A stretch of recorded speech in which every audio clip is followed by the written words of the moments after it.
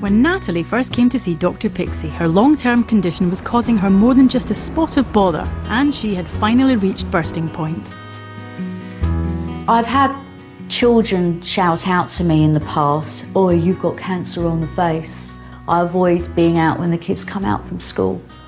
It's also learning to live with pain. If I've got something bad on my bottom, then I don't sleep much. Why are you here? I've been suffering with boils and cysts since the age of 12.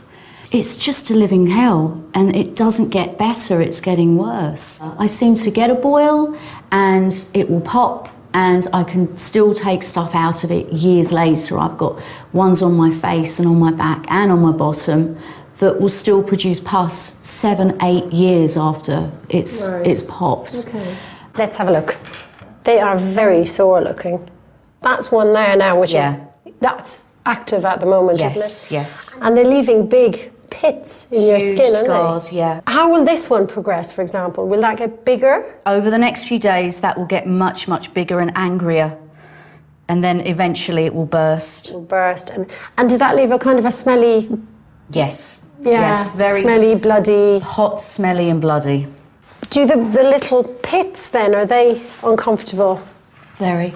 Yeah. Yeah, it's just always uncomfortable.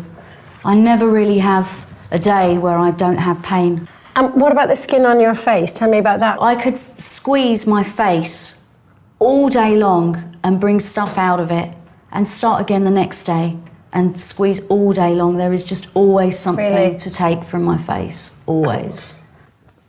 It's just the top part, not the bottom. And this is obviously quite annoying as well, because trying to sleep on this or anything is... Very much so, and I will never, ever, ever show my back off. Natalie was suffering from one of the harshest and most painful forms of acne.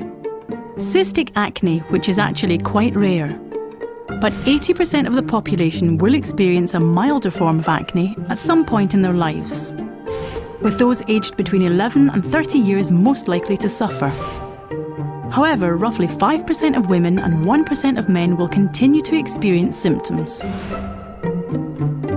My suggestion would be to see a specialist dermatologist and go through all the things that you've already had and then discuss an appropriate mix of perhaps antibiotics to deal with the flare-ups and try and break the cycle of that, and then maybe a laser treatment to try and help with the scarring. So to do the two together. You know, I think even a small level of improvement for you would be a huge step. Yes, very much so, yeah. Later, find out if Natalie's problem has finally come to a head.